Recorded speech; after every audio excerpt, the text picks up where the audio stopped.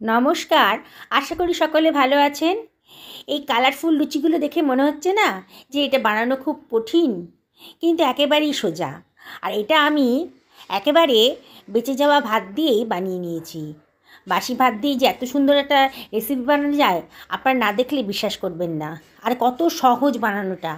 আর এটা খেতে তো অসাধারণ, আর দেখতে কিন্তু এত সুন্দর যে বাড়ির বাচ্চা থেকে বড় সবাই কিন্তু খুব পছন্দ করবে। দেখুন আমি কীভাবে বানাচ্ছি। আমি একটা গ্রেটার নিয়ে নিয়েছি, আর একটা ছোট সাইজের বিটকে আমি গ্রেট করে নেব। যেটা ছোট মুখের গ্রেটার সেটাতে গ্রেট করব। একদম ভালো করে এটাকে আমি গ্রেট করি। আমি খোসা সহই গ্রেটটা করছি। আপনারা ইচ্ছে করলে এটাকে খোসাটা বাদ দিয়েও গ্রেটটা করতে পারেন, কোনো অসুবিধা নেই। এটা গ্রেট করে নিতে পারেন কিংবা মিক্সিতেও পেস্ট বানিয়ে নিতে পারেন। দেখুন আমি গ্রেট করে নিয়েছি, আমার গ্রেট করা হয়ে গেছে।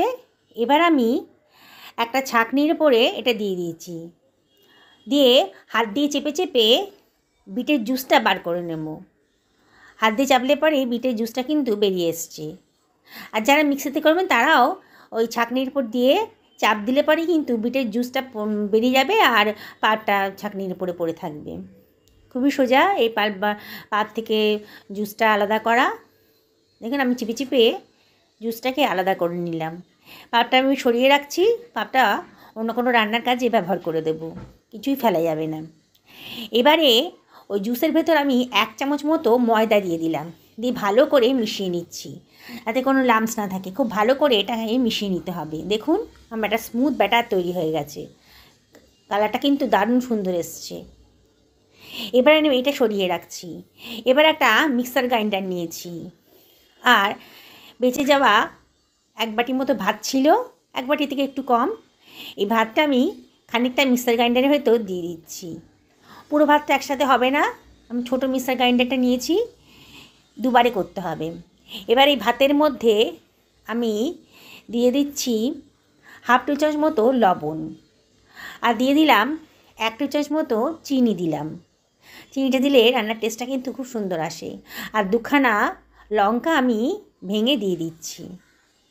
একটু ঝাল ঝাল লাগবে, টেস্ট আসবে, সেই জন্য এই লঙ্কাটা দিলাম। এবারে 2 টেবিল চামচ মতো জল আমি দিলাম, বেশি জল দেব না। দিয়ে এটাকে ব্লেন্ড করে নেব। দেখুন একবার ব্লেন্ড করা হয়ে গেছে, পরের বার আবার ব্লেন্ড করেছি। প্রথমবার কাঁচা লঙ্কা ছিল বলে এটা সবুজ কালার এসছে, আর পরের বার কাঁচা লঙ্কা ছিল না, সেই জন্য সাদা রঙের ব্যাটারটা হয়েছে। এবার সব কিছু আমি মিক্সার গ্রাইন্ডার থেকে বার করে একটা বাটির মধ্যে নিয়ে নিচ্ছি। মিক্সার গ্রাইন্ডারে সব কিছু বার করে নিলাম। চালের ব্যাটারটা নিয়ে এর ভেতরে আমি দিয়ে দিচ্ছি 1/2 বাটি মতো ময়দা, দিয়ে সব কিছু ভালো করে মিশিয়ে নিচ্ছি। আমার জল দিতে হবে না, এই নরম হয়ে গেছে চালের যে ব্যাটারটা, তাতে দিয়েই ময়দাটা ভালো করে মাখা হয়ে যাবে। দেখুন আরও খানিকটা ময়দা লাগবে, তার আরও 1/2 বাটির মতো ময়দা আমি এর মধ্যে দিয়ে দিচ্ছি। অল্প অল্প করে ময়দা দিয়ে দিয়ে এটাকে একটা ডো মতো তৈরি করে নিতে হবে। যতটা ময়দার প্রয়োজন ততটাই দিতে হবে। দেখুন হাতের সঙ্গে লেগে লেগে আসছে, তাহলে আরও খানিকটা ময়দার প্রয়োজন। আমি আরও 1/2 বাটির মতো ময়দা এর মধ্যে দিয়ে দিলাম। প্রায় 2 বাটির মতো ময়দা আমার প্রয়োজন হয়েছে। যতটা প্রয়োজন ততটা ময়দাই লাগবে, তাই সঠিক পরিমাণটা বলা যাবে না। এখানে মাখতে গেলে যতটা ময়দার প্রয়োজন হবে ততটাই দিতে হবে। দেখুন আমার নরম একটা ডো তৈরি হয়ে গেছে। ভাত আছে বলে এটা কিন্তু হাতের সাথে লেগে লেগে যাবে, সেই জন্য আমি খানিকটা সাদা তেলই 1 টেবিল চামচ মতো সাদা তেল দিয়ে আবারও ভালো করে এটাকে মথে নিচ্ছি। খুব ভালো করে মথে নিচ্ছি, হাতের সাথে আর লেগে যাবে না। দেখুন বেশ ছেড়ে গেছে বাটির গা থেকে, আমার হাতেও লাগছে না, আর বেশ নরম একটা ডো তৈরি হয়ে গেছে। আরও ভালো খানিকটা মেখে এটাকে একটা স্মুথ ডো তৈরি করে নিচ্ছি। বেশ খানিকক্ষণ মেখে নিচ্ছি, তাহলে কিন্তু আমার লুচিগুলো খুব সুন্দর ফুলবে। এবার আমি লেচি কেটে নিচ্ছি। এখান থেকে লেচি কেটে নেব।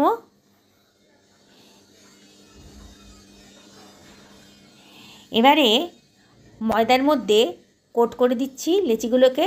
আমি ময়দা দিয়েই একটা লুচি বেলে নিচ্ছি। দেখুন খুব নরম ডো তৈরি হয়েছে। লেচিটা দিয়ে গোল পাকিয়ে আস্তে করে এবার বেলে নেব।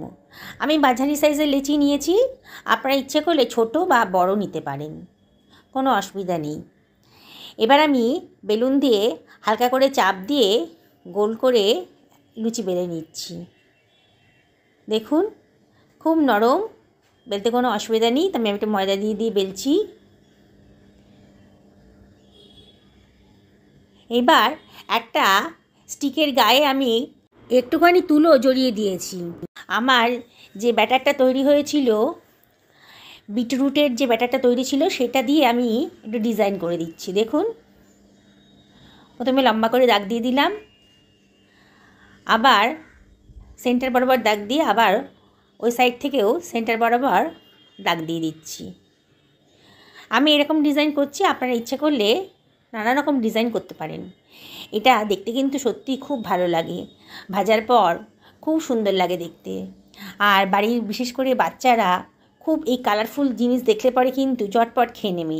তাদের বাচ্চাদের খাওয়ার সমস্যা থাকে, তারা কিন্তু এই কালারফুল জিনিস দেখলে পরেই খেয়ে নেবে। দেখুন আমি কীরকম করে ডিজাইনটা করছি। বানানোটা একেবারেই সোজা, আপনারা ইচ্ছা মতো আপনাদের পছন্দ মতো ডিজাইন আপনারা করে নেবেন।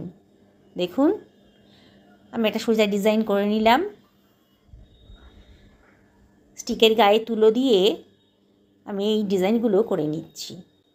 আমি 4টে মতন লুচি আমি তৈরি করে ফেলেছি। দেখুন কি সুন্দর দেখতে লাগছে।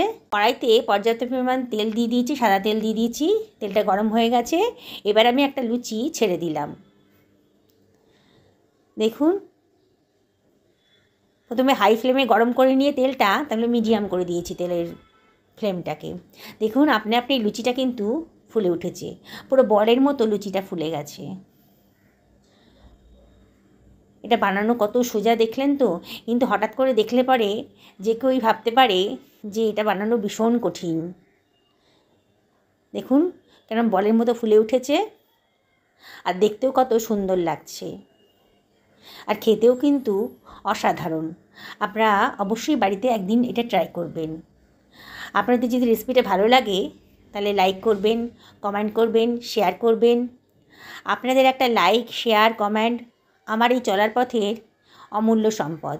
তাই আপনাদেরকে অবশ্যই রিকোয়েস্ট করব যে আপনারা কমেন্ট করবে, জানাবেন কেমন লাগলো এই রেসিপিটা আপনাদের। বাড়িতে একদিন বানান আর তারপরে জানান কেমন লাগলো আপনাদের এই রেসিপিটা। আমি আর একটা লুচিও দিয়ে দিয়েছি। দেখুন লুচিগুলো কীরকম বলের মতো ফুলে উঠছে। দেখলেন তো কত তাড়াতাড়ি আর কত সুন্দর এই লুচি তৈরি হয়ে যাচ্ছে। দেখুন কত সুন্দর হয়ে লুচিগুলো তৈরি হয়ে গেল। এই লুচিগুলোও সব ব্যাঙের মতো ফুলে উঠেছে। আমি এবার প্লেটে সার্ভ করে দিচ্ছি। এত কালারফুল জিনিস দেখেই কিন্তু খেতে ইচ্ছা করবে, তাই অবশ্যই একদিন বাড়িতে বানিয়ে ফেলুন। বন্ধুরা যারা ইউটিউব থেকে আমার এই রেসিপিটা দেখছেন, তাদেরকে রিকোয়েস্ট করব আমার চ্যানেলটা সাবস্ক্রাইব করতে। আর পুরনো বন্ধুদেরকে অনেক ধন্যবাদ, তারা তো আমার পাশেই আছেন। কমেন্ট করে জানাবেন আপনাদের কেমন লাগলো। আর যারা ফেসবুক থেকে দেখছেন, তাদেরকে রিকোয়েস্ট করব আমার পেজটাকে ফলো করতে। বেঁচে যাওয়া ভাত দিয়ে এত সুন্দর যে একটা রেসিপি হয়, অনেকেই দেখলে অবাক হয়ে যাবেন। যাই হোক, আজকে তাহলে এই পর্যন্তই থাক। আপনারা সকলে ভালো থাকুন, এই কামনা করেই আজকে ভিডিওটা এখানে শেষ করছি।